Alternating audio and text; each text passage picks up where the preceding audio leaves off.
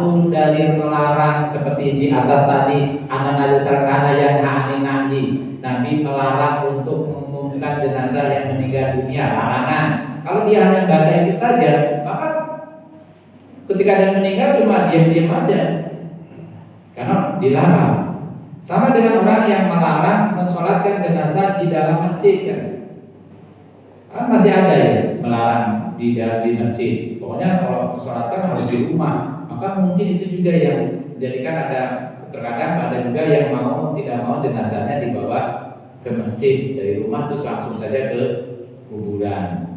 Tetapi mungkin sebagian bukan karena tidak berpaham tidak boleh, tetapi mungkin karena ingin menunggui jenazahnya di rumah, sehingga kemudian disemayamkan di rumah, kemudian setelah itu biarkan mau dikuburkan dibawa dulu ke masjid. Itu kan hanya teknis, karena kalau di masjid nanti nggak ada yang menunggui kan, itu hanya teknis saja. Tapi prinsipnya juga masih ada yang melarang untuk mensolatkan di masjid. Tapi ada kasus riwayat Muslim yang Nabi sebenarnya ada praktek sesungguhnya, sehingga larangan itu harusnya sudah tidak lagi pemahaman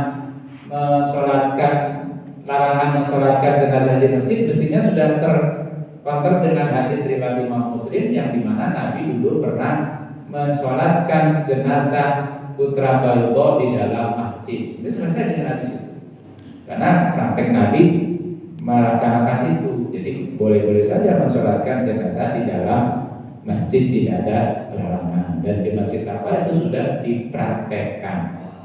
Dan akan lebih baik lagi kalau kemudian orang pas sholat fardu di mana banyak orang yang datang, kemudian banyak orang yang mensolatkan. Kan semakin banyak orang yang mensolatkan semakin baik, karena semakin banyak orang mensolatkan berarti semakin banyak doa yang disampaikan untuk jenazah.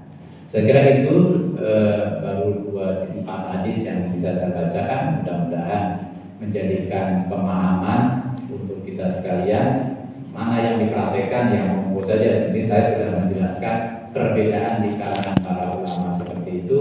Ada yang membolehkan, ada yang tidak terkait dengan sholat gaib, termasuk mensolatkan jenazah di atas kuburan, termasuk juga hukum untuk mengumumkan orang yang meninggal dunia. Kita beberapa hal sudah kita praktekkan dan berarti kita kan sudah membolehkan, sudah tidak ada masalah. Tapi penting juga kita untuk memahami beberapa orang yang berbeda pendapat dengan kita, sehingga kita tidak saling untuk menyalahkan ya. Prinsipnya sesuai dengan pemahamannya masing-masing, selama masing memiliki argumen berdasarkan dalil-dalil baik dalam Al-Quran maupun hadis.